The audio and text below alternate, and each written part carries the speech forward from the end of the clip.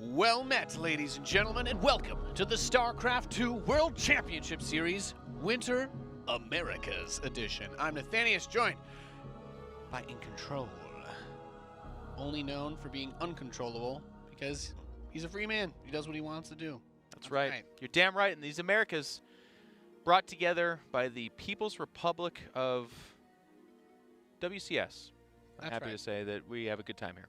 Yeah, it's been great. We've got another half of our show to bring you guys our Group D for Americas. And just to get y'all up to speed in case you're curious about the format, we had a bunch of players qualifier from all over the world in the Americas region, which encompasses a large amount of land in this planet.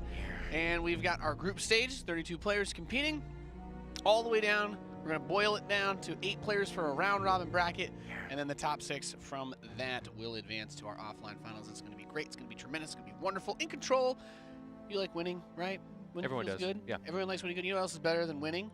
What's better than winning? Winning money, right? There you go. Well, I guess you could get money without doing anything, but winning money feels good, and these guys will feel good when they win money. So look at the money that they're going to win. It's awesome. It's right there. $60,000 total, 12 grand for first place. For a tournament mostly played online, feels good, man. Not to mention the exposure they win from this as well. And exposure you can turn into even more money if you play your cards right. That's true.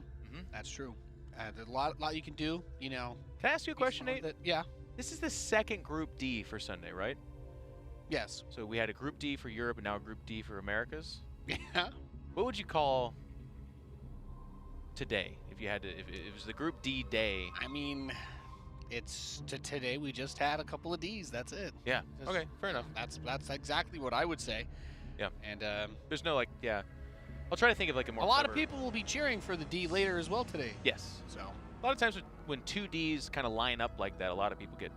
It's just something that's good. It can be overwhelming. It can be nice. You know what isn't overwhelming though? What? The sweet look on your face when you get to see the beautiful schedule, as we have 5 matches for this group. It's going to be Neeb going up against JimRising to kick things off, and then we're going to have Go-Go Joey and Rex, and then it's the loser match, the winner match, the decider match, as we get ready to jump into this first game. It started. Supposed to mention to you that there is a wonderful factory skin that you can pick up as well. The players have started the game, but I'm just going to tell you right now, yeah. It's okay. They're building workers. I don't see no one's pulling anything. Nothing big yet. So check out the factory skin, because it's great. Build mechanical units and lose your games all the time like I do. Oof. It's great. It's a great life. Or win. We had some Terran players winning with mech here, bud. Well, not in this group. Nate, great intro. I thought that was a nice warm-up for the Americas groups. But guys, ladies and gentlemen, do we have a barn burner for you here?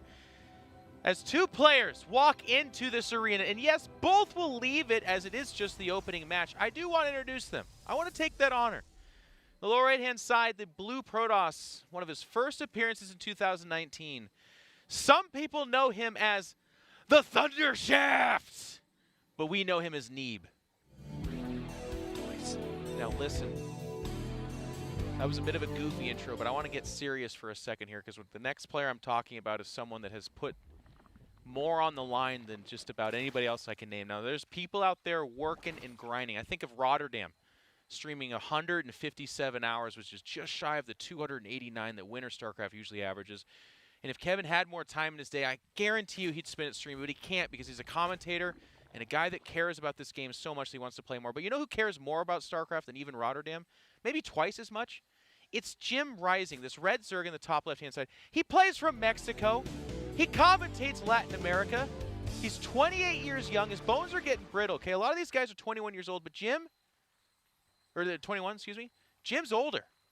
And he's in Mexico, and he's a player and a commentator. Double threat. Tell me another double threat, Nate, like that.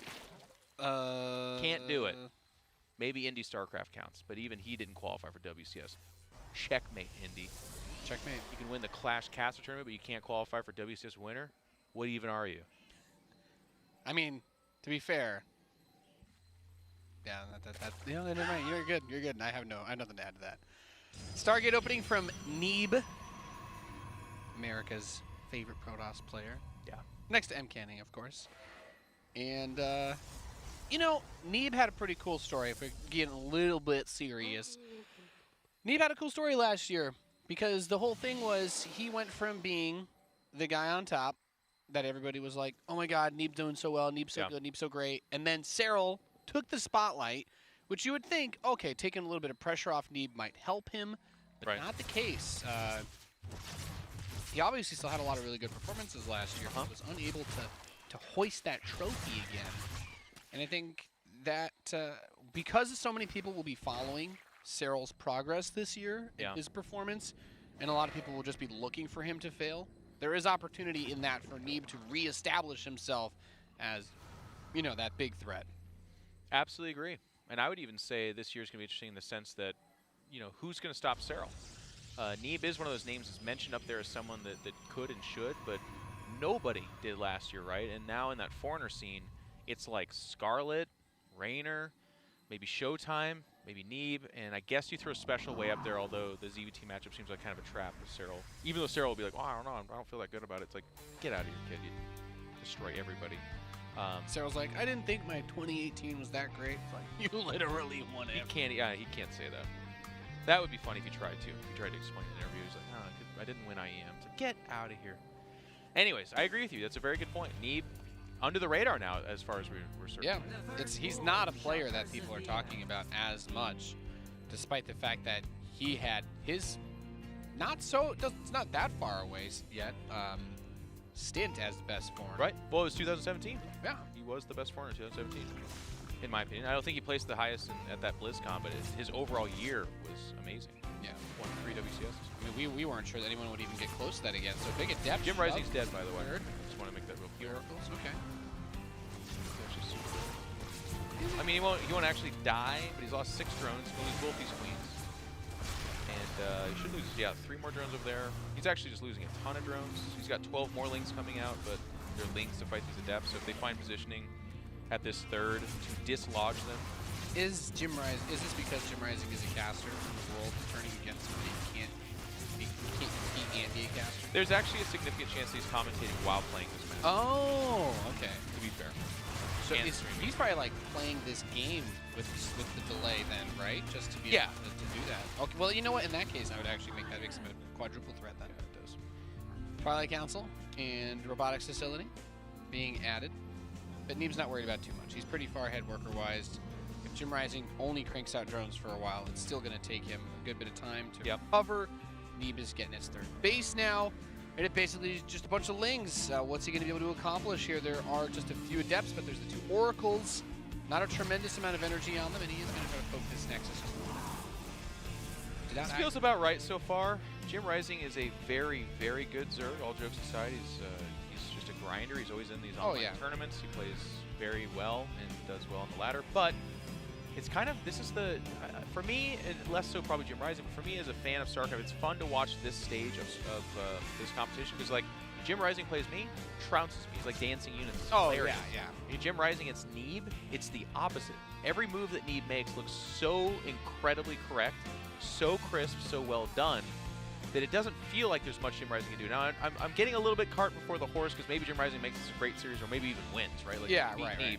But the point is, sometimes Neeb, when he's clicking, he is that world-class Protoss that does compete, goes across the ocean, and wins tournaments in Korea. And I completely agree with you. The thing is, he's a scourge of the NA ladder.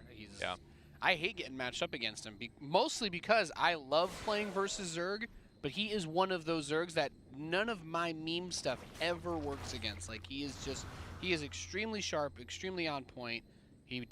I do think he's a caliber player that belongs here in this tournament. Yeah. Of course, an opponent like Neeb will be really rough, but this group, he should be able to get out of it. Yeah, well, that's what's kind of fun coming up next, though, right? We don't really know Go-Go Joey or Rex. Like, none of us as American fans or even non-Korean fans, for the most part, are going to be like, well, I totally know their playstyle and stuff. So it's kind of, WCS is exposing us to these different regions and seeing what caliber play. We saw Tudming, and he had some good ideas and some good stuff, but ultimately fell short. But then we also saw Expect, who had some really nice Terran play, and he got robbed as well. So hopefully one of these guys can kind of make it out of that region.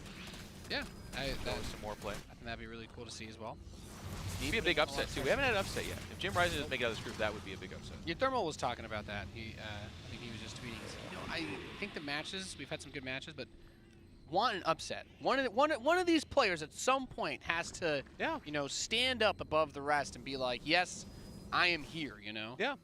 We'll only be half done this weekend. That's the amazing part about this. After 4 days straight of WCS, we will still have 4 more days with Zombie Grub joining the cast. Yep. Of all the rest of the group. So there's just so much StarCraft. But here we go. Big fight here. Neeb's got the Archons in the front, though. Queen's doing what they can in the back. It's actually a pretty good position for our Zerg player, JimRising. But I love the shuffle backwards, and now once the Zerglings are depleted, the Queens don't stand much of a chance. 15 drones died as well, and that's it. GG. Taps out.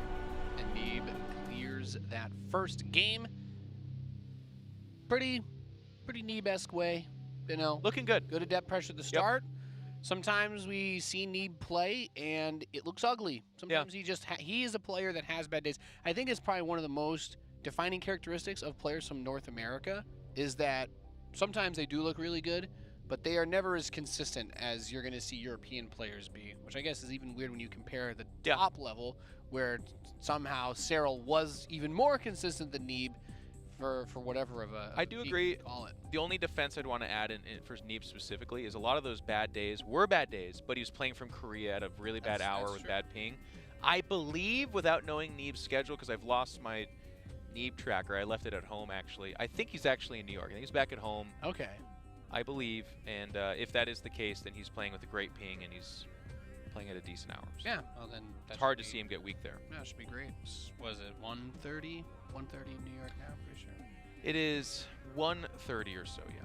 He should have had 2 bagels by now and probably has a pizza waiting for him. Nice. If you live in New York, that's what you should do. Yes, yes, that is what you should do. Yeah. Yep. Although, now that I think about it, he may also be mega snowed in because he's not from like the city area. Ooh. Yeah. So he, there could be like 10 feet of snow outside his door, all the pipes frozen shut. Yeah. So what do? Play StarCraft, right? Yeah. The only reason his internet might even be working is just through sheer force of will because Neeb is that powerful. If there was an actual, did you ever watch The Watchmen? The movie? Yeah. Yes. Dr. Manhattan. I think if you had to pick a human that could be Dr. Manhattan, Neeb's like one of my first picks. Yeah. Absolutely. I think he would be more clothed about it. I don't think he would probably be kind of the hard. If you have that level of, you know, like power. Yeah. I always that part bothered me about that role because it's like I think he could be more imaginative. You know what I'm saying? Like, it's kind of the whole when you pick your name thing. Right. Some of you guys like Neeb. If you could pick your own names, like I'm gonna be David. All right. Neeb's name is not Alex Neeb Sunderhaft or something like that. He just picked this word Neeb. Or even Neeblet, he actually took out. Well, either that or he really likes trucks, so. And if you're Dr. Manhattan, it's like, you could have any part of you, any size.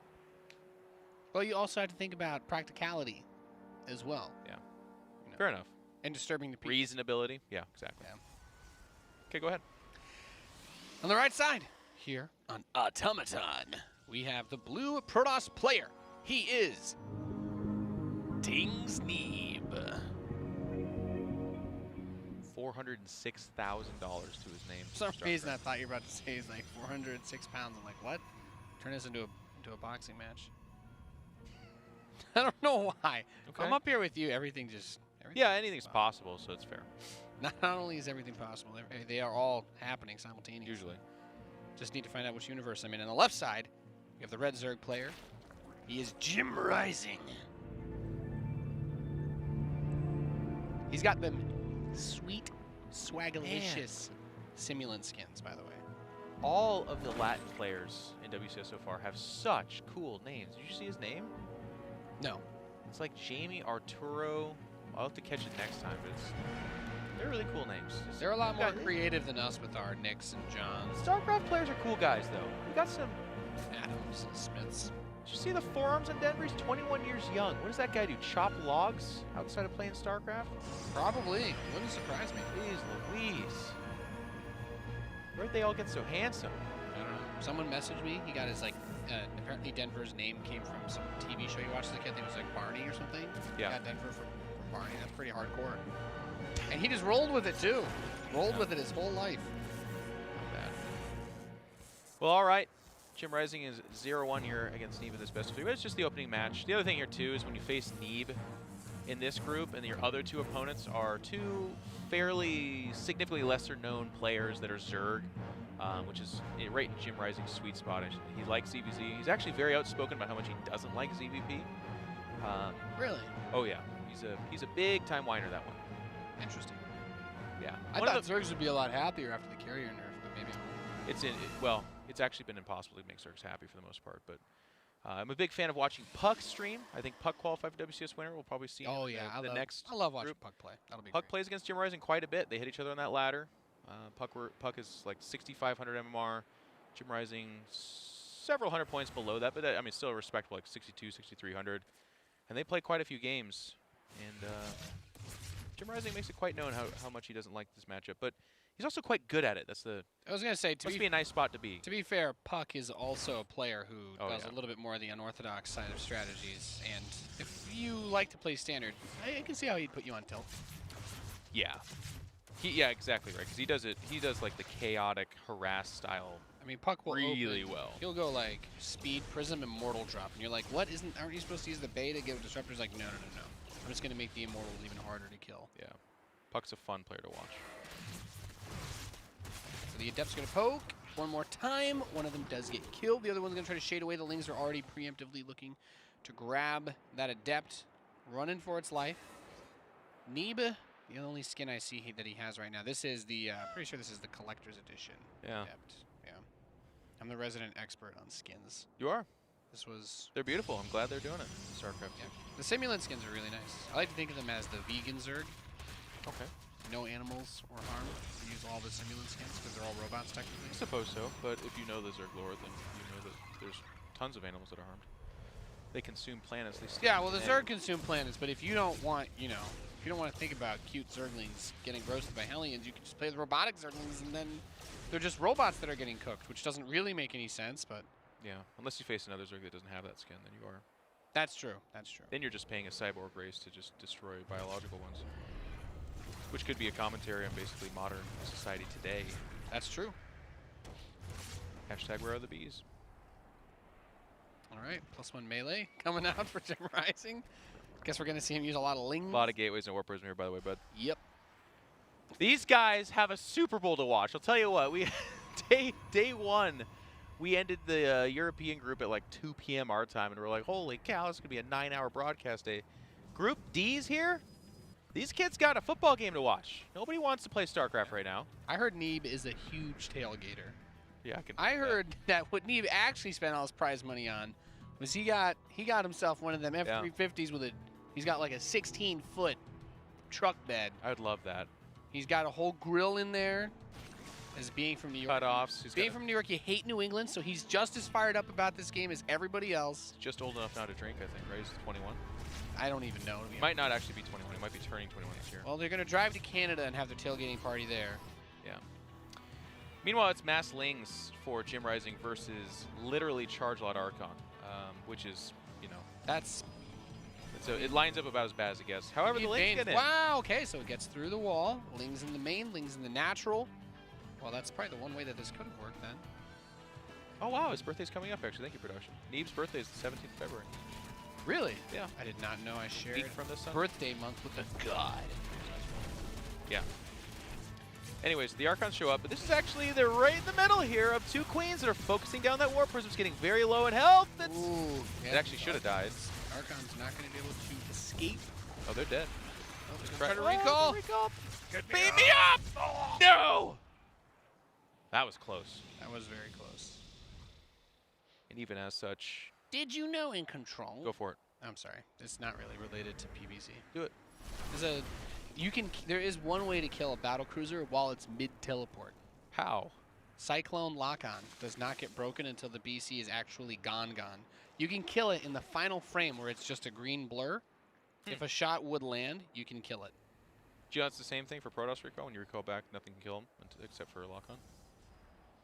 What? No, not true. Everything can kill him. Yeah, I was going to say. Everything, Nate. Yeah. Why is that? Why is it that the Protoss have recall technology? Because you can take recall harm? all of your units. Battleships teleport instantaneously anywhere on the map. They don't even need vision, not to a nexus, just anywhere. And they're invincible when they do it. Well, actually, There's the rest. it is actually going super well. There's still no banelings here. Oh wait, no, there's banelings. Live action observing, like, there's no, hang on, there are. Some people would like to say, Nathan, if you know they're going to make you observe at WCS, why don't you practice observing? And I say, because it's like an avant-garde piece. Yeah, yeah. What I'm really going for is I'm trying to jar you. Yeah. I want you to be like, oh, this should be so much better, but then it's like, oh my God, there are banelings. Bad observing is the new good observing, Nate. Is what you want. Exactly. Exactly right. I believe the word is abstract is what you're supposed to say. It's like a lot of people wore scenario. jeans, then you start tearing holes into it and staining them, and all of a sudden that was better. Yeah. Tell me that's not the same for observing. Exactly. You want perfect information? Perfect observing is boring observing. Do you know what I'm saying? There's a reason why Funka can't get a job observing anymore. It's He was because he's so too good, he removed all the tension from the game. Yeah, we were like, get him out of here. Go do your French thing. Go do something weird with the French community. People like drama. They like surprises. That's right. There's no cliffhanger when the observer literally catches everything. Makes me sick. Look at that stasis word, by the way. What are you catching there? I don't know. That's fishing in shallow water. It's like, you know what that looks like? That reminds me of random Widow mines, where it's like, you're just going to put this somewhere that the other player would be like, there's no way there to be a mine here. It's so stupid that it works. It catches like the most randomly gigantic, awesome pack of things. Well, he'll have a big army. He'll send a Ling forward. This is where the lurkers will be. He'll move everything up. Yeah, exactly. Oh my God, if he burrows the 9 lurkers, he'll win. No, there's a stasis ward. Air horns begin to play. Zoom in on Neeb's face, and it goes like black and white, and like shades come down. Yep. That theme starts playing. It's going to be Templar now to join these Archons. 3 bases pretty staunchly saturated. So the big question here, of course, is where did JimRising go with this tech? We saw Lings and Banelings for the longest time. It's more Lings and more Banelings. Well, no. He's got some Hydra. Hang on. Exactly. He's going towards the Hydra. How? JimRising's got some slippery Zerglings. You build a wall and they get in anyways. These robot Zerglings. That's crazy. What if it turns out that the Protoss actually just, they have like a life scanning device, but because they're simulant, they don't really register on it. So the Zealots are just less inclined to intercept them. I don't know. I'm really stretching here. I made an incredible joke, by the way. You just auto-casted right over it. You'll get it later when you watch this. Okay. JimRising Zerglings got through the wall anyways. Think about that. Just take a second. Thank you, Jeff. Thank you. Just take a second to think about what the joke is. Yeah. I don't get it. Here's the thing. With my delivery, though, when someone's like, wow, that's inappropriate, I'll be like, what are you talking about? They'll be like, this is what you meant. I'll be like, that's not what I meant, Bray. And they'll be like, I'm the one that's inappropriate. And then they have to like self-evaluate themselves. And then I help people improve their own lives. Not only do we provide excellent commentary, but we double as a daycare for some people. 2 Zealot drop, pretty famous here. Picks it up. Got that creep tumor though, and that creep tumor, you ain't spreading there. Not now. And then 2 more pop up. It always is funny, and like you still do fight the creep, obviously, but when a Zerg has like 9 queens that you did not kill, it has to feel a little bit silly when you kill a creep tumor. You're like, well. Yeah. When you're like when you're expending like actual APM, you're like, I'm gonna micro this over here and kill it, and then rip died. But good action observing on that too. We didn't quite see it, but you could see like the specks of its explosion just off screen. Yeah. I'm trying to give the ray trace experience where it's like even though it didn't happen on screen, you can still kind of see that it happened, right? Yes. I'm observing from 3019. Actually. Yep. Let's watch the journey of those Banelings. I think they're actually going. Look at this. I think they literally were queued up across the map, and here we go. They roll their way across the savannah, past the cannons, into the Zealot warping. None of them will reach the probes. I want to one day have the confidence of JimRising to grab 5 Banelings from literally just a different game and throw them into a future game and be like, you'll get some probes, right? Yeah. That's what I want. Infestors, by the way, behind this. And Hive Tech going into Ultras. We don't see Ultras very often. Yeah, I mean... Are they? How do you feel about that decision? Because I'm like, bad.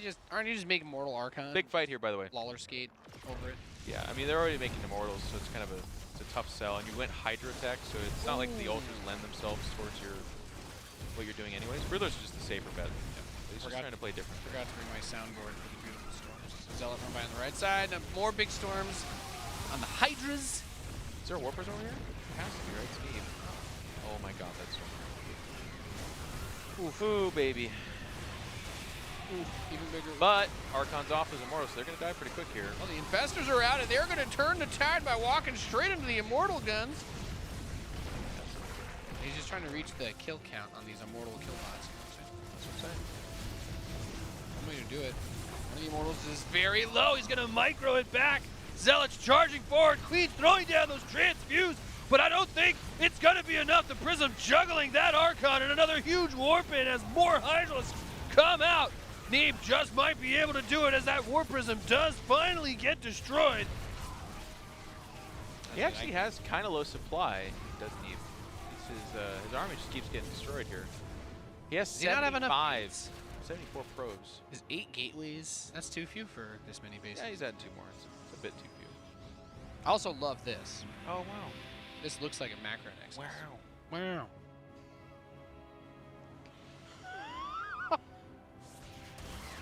Wow. JimRising, and here's another reason. And I hate to kick Ultras because I want them to be better than they are. Specifically when you're in a scrappy game and you like lose the main thrust of your army. Ultras seem even sillier because like 3 or 4 Ultras show up with not that much support, and all of a sudden Immortals turn into like gods. Yep, they're just silly. And Neeb's not going to stop them. Did kill a lot of probes. A lot of probe death there. 24. Did get a lot of the probes. That's not bad. And he's adding those extra gateways because, as you pointed out, it was like, yeah, he's not really rebuilding that army too well, but he did have a lot of money. Yeah. Also, this observer, by the way. Oh my God. He like found the sweet spot like 5 minutes ago. I was wondering about that because he had a second robo, and I was like, how did he know? There's no ultras out yet. And well, there you go. Yep. This is actually something I've copied from Neeb's play because you usually do this against like Terran. If you get inside the base and put an observer in there, that's fantastic. But you don't do it as much against Zerg, but it's such a big deal. If you see like 9 or 4 mutas fly that direction, you now know a huge muta switch is happening.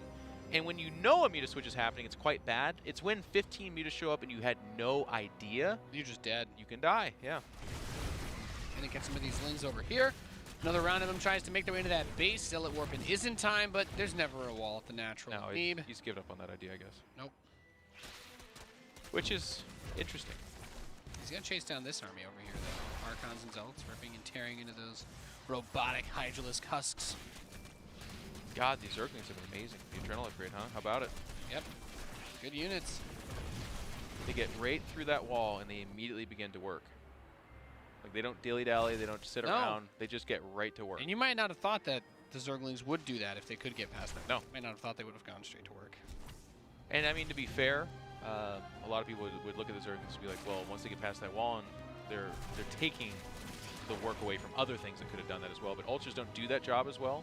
They do Hydras. It's actually specifically the Zerglings that once they get through the wall. People want support for those Ultralisks, but they actually don't do as much as you. They're expensive and they're privileged. They think they're owed that position. They're not. You gotta earn it like the Zerglings do. Yeah, the Zerglings are always working hard, and I think that's a big part of why people love them. And there's the storms coming down. The Ultralisks are here. Those giant mechanical monsters going to Neural Parasite 2 of the Immortals. That is pretty sick. Yeah. But the rest of the army should still be able to kill the Ultralisks. The funny thing is, like, Immortals are kind of bad against Archons, and the majority of that army was Archons. So he takes them over, and that's usually great. But if he had Stalkers or something, wonderful. But it's Archons. So they're like, no, it's okay. You just take them. I feel like the fight definitely went better because of the Neural, but at that point, it's like, well, yeah. Instead of losing by 100%, you lost by 90%. You still lost. Neeb without a Warp Prism, by the way, is just kind of rallying across the map. He's just in full-on, like, murder phase. He's like, please leave my game. Yeah. And Jim will in a second here. He's just taking a short siesta. He's got a lot of Lings coming out still. 3 more Ultralisks, but he'll lose everything. He's gonna lose all the bases in the meantime. Zealots are spanning out across all of them. Another wave coming in. Jim. There's the Ultras versus Archon cinematic, except it can't path anywhere. Oh! The robot Ultras look pretty cool though. This is the second time an Archon does not get recalled. Did he try? Was that getting recalled? He tried again. Oh, I didn't see it. That's so funny. Look at Neeb trying to save his boys. Can't quite do it though. So gold died. Drones died off of basically all the bases. He lost 42 drones. So he's down to 35. And Neeb is going to take what some might call the worst expansion he could take. I think that is actually the worst. Yep, could be up there. 42 drones dead. Pretty brutal. Also, I'm just going to throw this out there for anybody curious. The WCS mod that we use for the tournaments is set so that only you can see the skins. The players see the vanilla default StarCraft 2 skins. That way, nobody thinks that they're being attacked by Thors, not Ultralisks. Yep. Only you can prevent forest fires, and in this case, also, only you can see these skins. That's right. Man, the Zerglings, look how fast the probes pop. Yep. What are their upgrades? It's 3-2. 3-2. Oh, no, 3-3 now. Yeah, they're 3-3. Wow. Wow. I'm going to talk about this because it's a historical piece, but I think it's interesting that for the longest time, and even on official broadcasts, we got away with calling Zerglings cracklings, which for our younger audience is a reference to a methamphetamine, crack cocaine. Yeah. And I think that's like... That's still a term that a lot of people use to describe Zerglings that have both upgrades. Yeah. I wish we could go back in time and call them like enthusiastic lings or like... I mean, you could try to spin it that it's actually like, you know, when you set off like the little firework things on 4th of July, the ones that you would only let your kids use, that they make that crackle Black sound. Cats. What? Black Cats, I think they're called. I've never heard them called that. But Well, go ahead. But That's it? You could say that the Zerglings are like, they're crackling, the sound Oh, they make when they attack that crackling. fast. I'm really reaching here, but yeah, crackling lings. But still, it gives a homey sense. It's much more appropriate, still conveying the energy, right? Yep. I do agree. And whoever is responsible for... Firework lings. Can we get that skin? Can the Yeah, and Katy Perry could like write a song about it or something. Imagine if there was a Baneling skin that was literally just a firework because they blew up. Oh, that'd be fun. Like a party popper. Yeah, a party popper Baneling skin. And Or surprise party. Somehow, Surprise TLO would party complain Baneling. about it though, because he's like, I can't tell what is a celebration and what is an actual Baneling. It's like, we don't have reason to celebrate. Why is the Banelings have fireworks? No reason to be happy in our workplace. It's quite inappropriate. It's not efficient. We're too happy. See, we don't just have to make fun of this one. No, to make fun of other people. Socialists are running from that one zealot. My Big favorite fight, thing about big the fight. stimulant buildings. Nate, Yeah. right there, you gotta We're watch good, this. we're good. Okay, now Oh, but they're by themselves. It's so bad that it happened at that time. You know what's funny is Neeb stormed them and then feedback them because in his mind he's like, feedback is still really good, right? Wrong, Neeb. It used to be good. Well, I thought he stormed them first because he was hoping that in combo with the storm, the feedback would. Right, that's what he was hoping. But feedback does such little damage when you it does half damage to your energy. So after you Yeah. cast Neural Parasite, feedback does like 4 damage. It's like Oh, nothing. Yeah, that's true. Yeah. You got hit by a probe. Max 100 energy. Yes. I do it too. I'm not saying Neeb's like dumb. I'm just saying because for the longest time, feedback was the answer. It does a ton of damage to your opponent. But I thought feedback with a storm over them like would have been enough, but I learned something today. all right. Also, am reminded that Ultralisks are no bueno. No, not really. But they've been bad for a while because of the situation. If you could have been rich, Did he get the speed upgrade for them at least? no. Okay. You know what? I don't know. That doesn't probably mean anything. GG. Neeb does it. 2-0. Scrappy, violent game back and forth, but a predictable Neeb 2-0. Yep. And he was winning for the majority of that. JimRising did a good job holding on. The Ultra Tech path, like I was kind of trying to say and flush out there, is a good one. It's just not good when you're behind, and almost it's not even good when you're on equal footing. It's kind of one of those, which is like a weird thing to say, but it's a good closer. If you're ahead, your opponent has very few tools necessary to deal with Ultras well. But if you're behind, the thing is, Broodlords are in a similar spot, but Broodlords have better comeback potential. Like if you're behind 6 or 7 Broodlords, one good fight, some fungals, you all of a sudden win that game. Ultras, it's harder to find the good fight. You can be really positional with Broodlords, and if they're doing their job right, against Protoss especially, nothing on the ground can hit them either. Right. So you kind of force them to do something weird if they want to commit, and Ultralisks, it's like, well, maybe someone's won a game from behind with Ultras before, but to do that, they have to be in range of every unit. It was Suppy in 2012 with the one Ultra that got healed over. Yeah, that what was it, versus Fuser, right? Yeah. On Newkirk Precinct. It's a great game. It's about 60 queens. Check it out, guys. It was before the time of YouTube, though, so you actually have to use a floppy disk. Or you can use one of those decoder devices in the old Captain Crunch boxes, I think. Yes, I think that will do it as well. Load that replay from that. So that is a victory for Neeb to kick things off for our second Group D of the day. Second double? Yep. And our next match. Double trouble day. Double trouble. As we've got Go-Go Joey going up against Rex for the next series. Very exciting stuff. We're going to have some ZVZ action for you, ladies and gentlemen. Hope your bodies are ready, as we are so excited to bring you more StarCraft today, aren't we, Jeff? Very good. He came back to us. Oh, hey. I'm just... Well, we're going to throw out a commercial break, but I want to give a shout out. Production and Mark have been really nice about plugging the stuff we work on, ladder here, stuff like that. There's the Pylon Show, a show that we do every Wednesday at 5:40. I should look at the camera when I do it. 5:45 p.m. Join us to talk about StarCraft. We'll talk all about this WCS results. in this coming week with Mr. Artosis. You should tune in. Thank you guys so much. Yeah. We'll be right back after this commercial break.